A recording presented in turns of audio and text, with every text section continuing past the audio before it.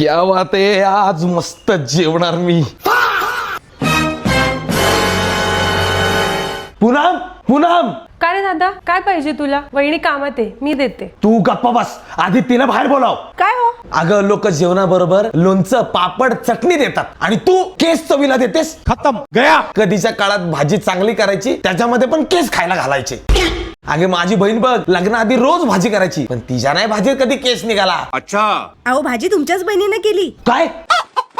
अहो काय करू वहिनी, हल्ली माझे केस खूप गळतायत. अहो मी वेगवेगळ्या प्रकारचे शॅम्पू वापरले, तेल वापरले, पण काहीच फरक नाही पडला. अगं प्रॉब्लेम हा बाहेरून नसतो, तो स्काल्प मधून असतो. तुझ्या केसांची मुळं नाजूक झाली असतील, म्हणून तुझे केस गळतात. त्यासाठी त्यांना आतून पोषण दे. केसांची आतून काळजी घ्यायची म्हणजे? काही महिन्याआधी माझे पण केस खूप गळत होते, मग मी ट्रायची मोफत हेअर टेस्ट केली.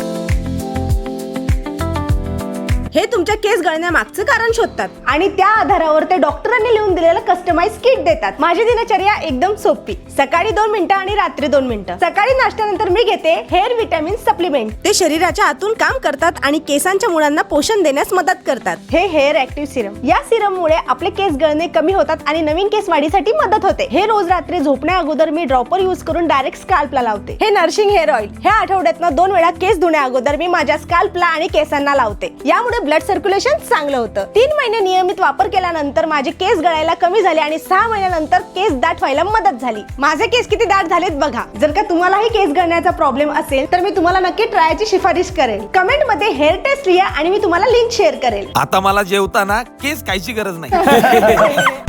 चाल.